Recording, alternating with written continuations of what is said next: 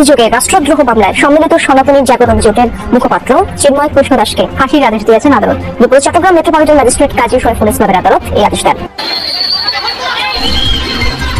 ISKCON সদস্যের হামলায় 26 November চট্টগ্রামের সহকারী পাবলিক প্রসিকিউটর আইনজীবী সাইফুল ইসলাম আলিফকে হত্যা করার নির্দেশ দেওয়ার অভিযোগে গ্রেফতার করা হয় সনাতনী জাগরণ জোটের মুখপাত্র চিন্ময় কৃষ্ণ দাসকে।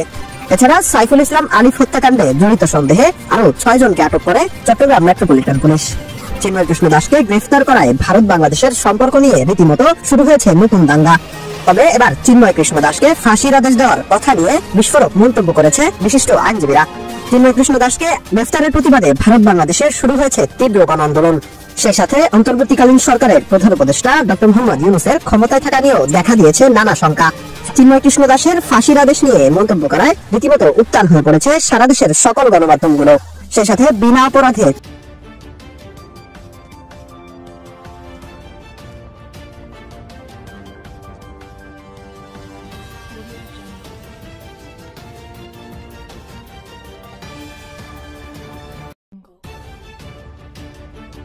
ভিডিওটি এতক্ষণ দেখার পর আপনাদের কিরকম লাগলো অবশ্যই আমাদের কাছে মতামতটি জানিয়ে দেবেন। আর এইরকম 24 ঘন্টায় খবর পেতে আমাদের চ্যানেলটি সাবস্ক্রাইব করে পাশে থাকবেন। আপনাদেরকে অসংখ্য ধন্যবাদ।